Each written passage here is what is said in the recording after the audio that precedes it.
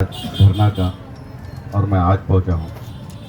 धरना में मासूम रजा ना पहुंचे ये शायद मुमकिन नहीं है। अफसोस की बात है मैं था नहीं, मैं सफ़र में था। कल नहीं, मैं परसों आया हूँ। हेलो, परसों 3 बजे रात को आके सोया। कल किसी काम से हम लोग दिन भर उलझे हुए रहे। कल भी बहुत देर रात आकर सोया हूँ। हेलो। आज सुबह ही मैंने जुम्मन भाई को फ़ोन किया। जुम्मन भाई ने मुझे वहीं रोक दिया। मैं तो सुबह ही आ रहा था आपके इस बीच में। जुम्मन भाई ने रोक दिया कि नहीं, आप वहीं रुकिए, हम लोग आ रहे हैं आपके पास, कुछ मशवरा है। और मशवरे के बाद फिर हम लोग कहीं गए भी और फिर इस वक्त मैं आपके बीच धरना में आया हूँ।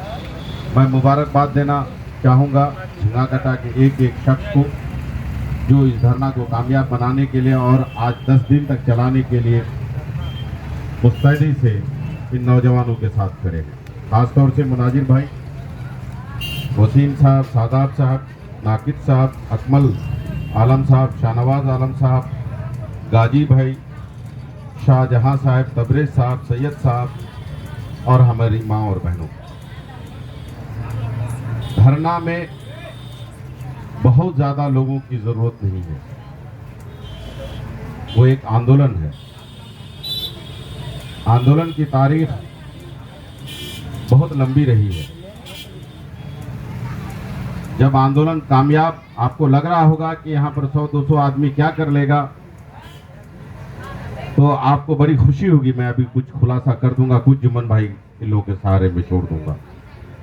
99% धरना आपका कामयाब हो गया। 99%। 1% जिला पदाधिकारी महोदय ने कहा जो मेरे हाथ में नहीं है। उन्होंने कहा मेरी हैसियत, मेरे पास जितना बजट था, आप लोगों को देखकर मैं पटना गया, मुख्यमंत्री जी के पास ज्यादा से ज्यादा काम लेकर आया और ज्यादातर जगहों पर काम हो गया। अभी वार्ड नंबर 4 जो महिज वतना का गांव का मसला है, रोड पर तो काम हो रहा है, गांव का जो मसला है उसको भी संज्ञान में ले लिया गया, आदेश दे दिया गया। कहीं पर कुछ बोरियां पड़ी हुई हैं, बहुत जल्द उठाकर उसको बचाने का भी काम शुरू कर दिया जाएगा।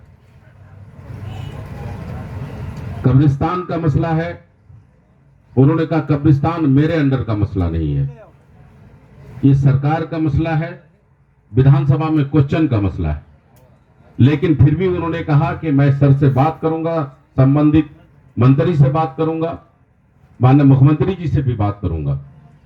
अगर उसका मसला भी हल हो जाता है तो वो भी मैं करूंगा। जितने मेरे हाथ में है वो सारा काम आपका, 2 काम मिला था, 14 काम को वो अंजाम दे रहे हैं आपके यहाँ। 14 काम, कटाव निरोधक में 14 काम को अंजाम दे रहे हैं। एक शिष्टमंडल, आप जब धरना में बैठते हैं तो यकीन जानिए सिर्फ जिला तक मामला नहीं रहता है, वो मुख्यमंत्री तक भी मामला जाता है और प्रधानमंत्री तक भी मामला जाता है। प्रधानमंत्री तक भी मामला जाता है। मुझे इस बात का बहुत ही ताज्जुब हुआ कि कुछ लोग यहां पर आते हैं, प्रतिनिधि जिनको बनाया, जो 5 साल जिनको खिदमत के लिए अंजाम देना था, वो आते हैं और जो हमारे नौजवान यहां पर जद्दोजहद कर रहे हैं, धरना दे रहे हैं, उन्हें ये कहकर चले जाते हैं कि राजनीति करते हैं। उन्हें शायद राजनीति की समझ नहीं है, उन्हें राजनीति का ज्ञान लेना चाहिए। अरे ये तो आपको आईना दिखाना चाहिए था और जमकर बैठ जाना चाहिए था कि मैं आप लोगों के साथ हूं, मैं गांव वालों के साथ हूं, मैं इन नौजवानों के साथ हूं, मैं आपके तकलीफ को अपना तकलीफ समझता हूं। आप रोड पर आए हैं, मैं इसी को आईना बनाऊंगा और जाके मैं पटना में बैठूंगा। करना चाहिए था कि नहीं करना चाहिए था?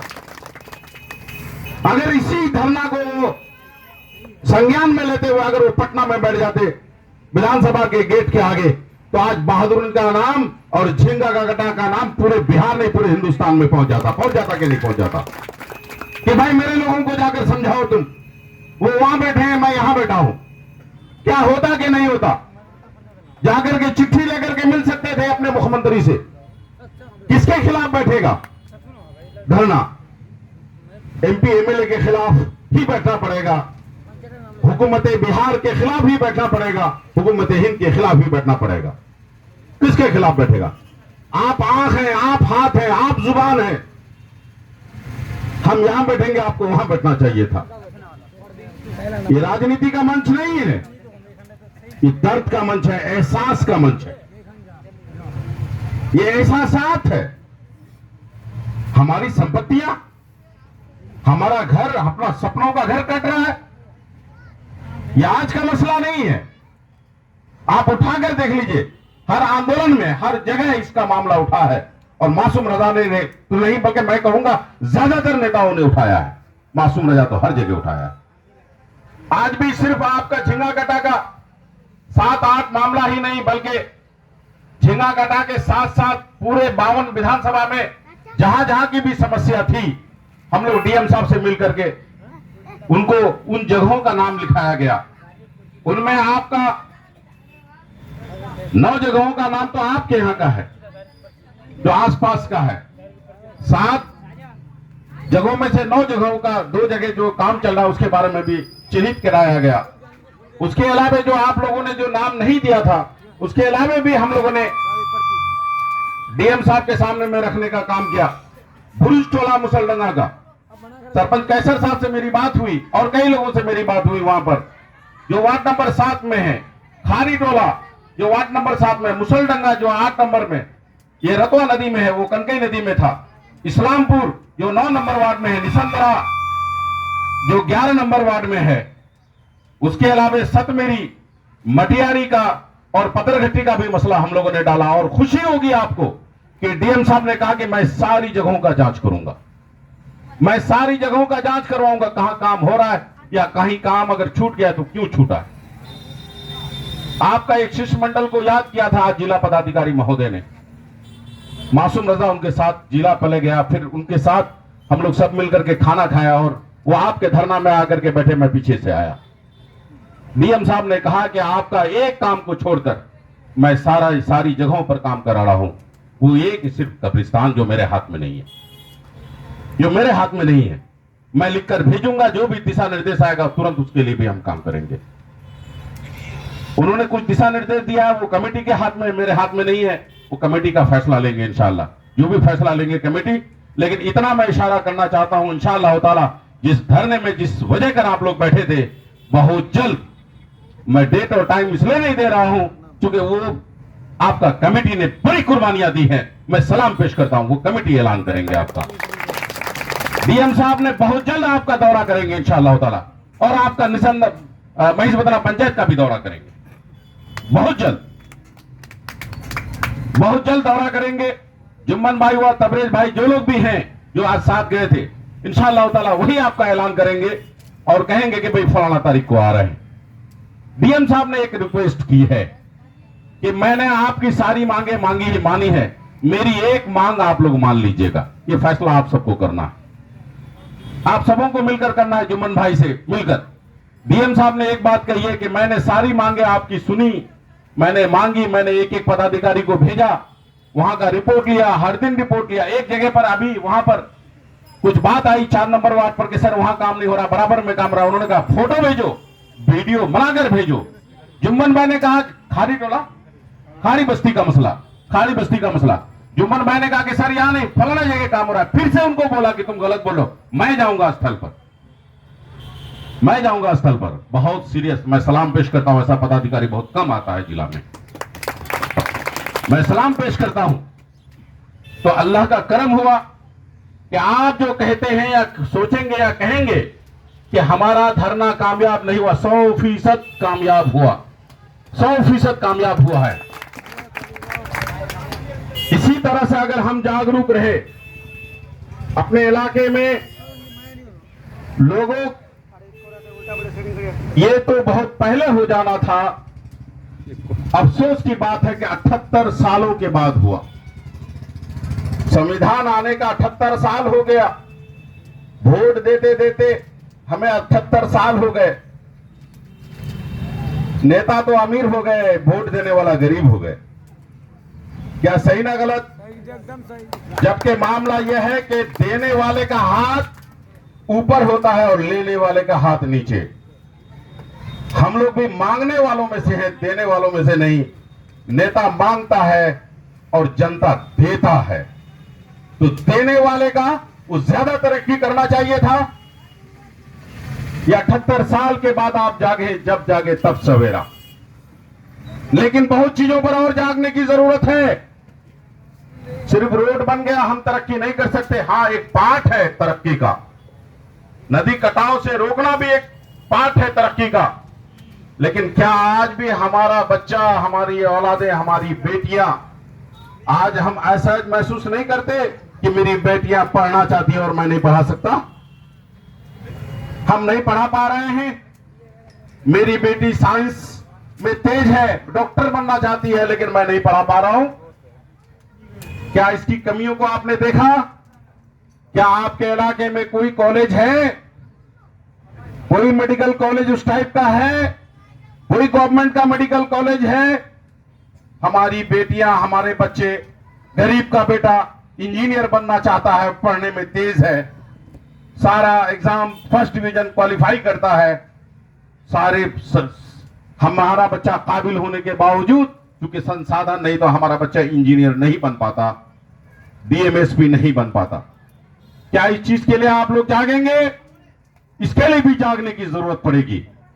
उसके अलावा और सुन लीजिए कि क्या सिर्फ हम लोग दूसरों का मजदूरी करने के लिए पैदा हुए हैं?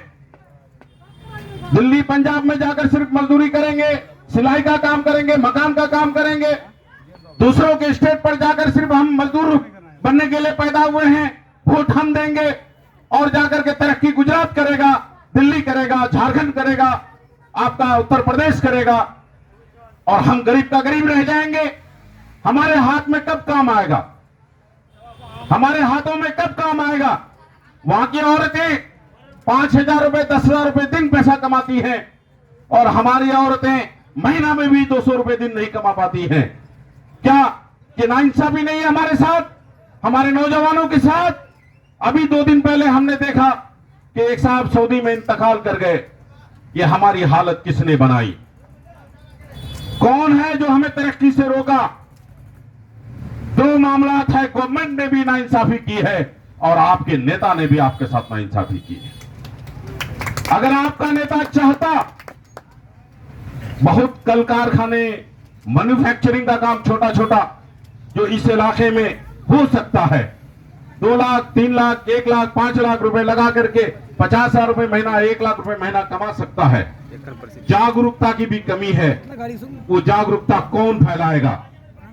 एक लीडर के हाथ में होता है। लोगों के बीच फॉर्च्यूनर से उतरने का शर्म आती है इन लोगों को। आपको बाइक पर चले जाना चाहिए, पैदल चले जाना चाहिए, लेकिन आपको सोचना पड़ेगा कि ये 4 लेन जो बना, टोटल गुजरात और उत्तर प्रदेश से आकर के आदमी काम करके करोड़ों रुपए कमा कर चला गया और हमारे बच्चों के हाथ में 1 पैसा नहीं आया। हम बेरोजगार का बेरोजगार रह गए, जमीनें हमारी गई, रोड हमारे यहां बना।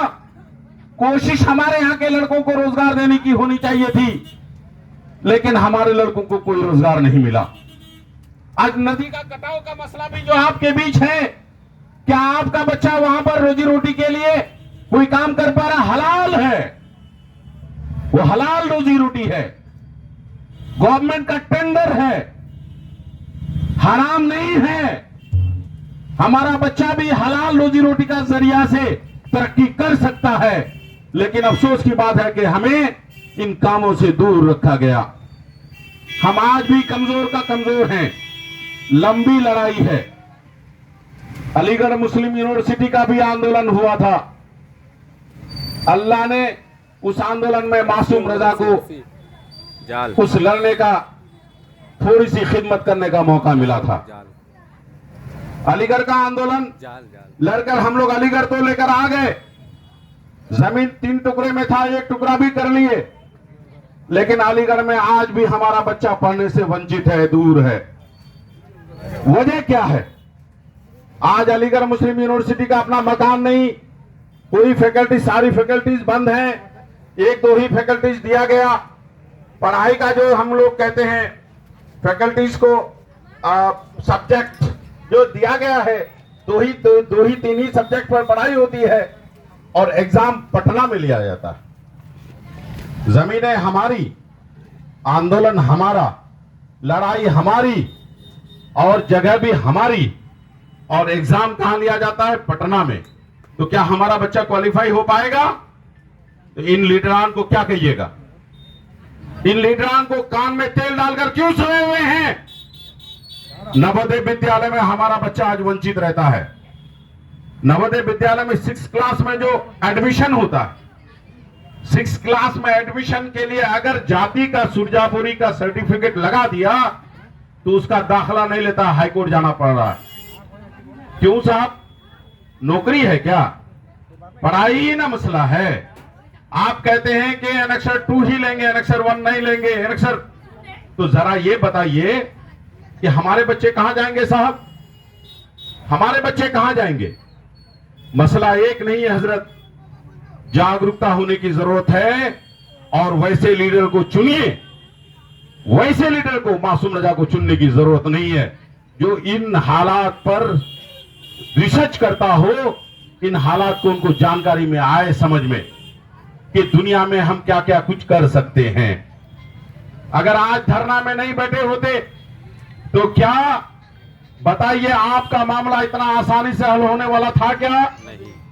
अब कुछ मामला है परमानेंट वर्क और कुछ काम है टेम्पररी वर्क। कुछ काम जो इस वक्त परमानेंट का काम नहीं हो सकता, उसको भी संज्ञान में लेने का वादा किए हैं कि भाई मैं इनको भेजूंगा जो परमानेंट का काम हो जाए। टेम्पररी वर्क क्या है उस पर कि जियो बैंक से अभी उसको रोका जाएगा। जियो बैंक से रोकने का मतलब यह होगा कि कम से कम ये साल पार हो जाए। ये साल जब पार हो जाएगा तो आइंदा उस पर परमानेंट काम लिया जाएगा।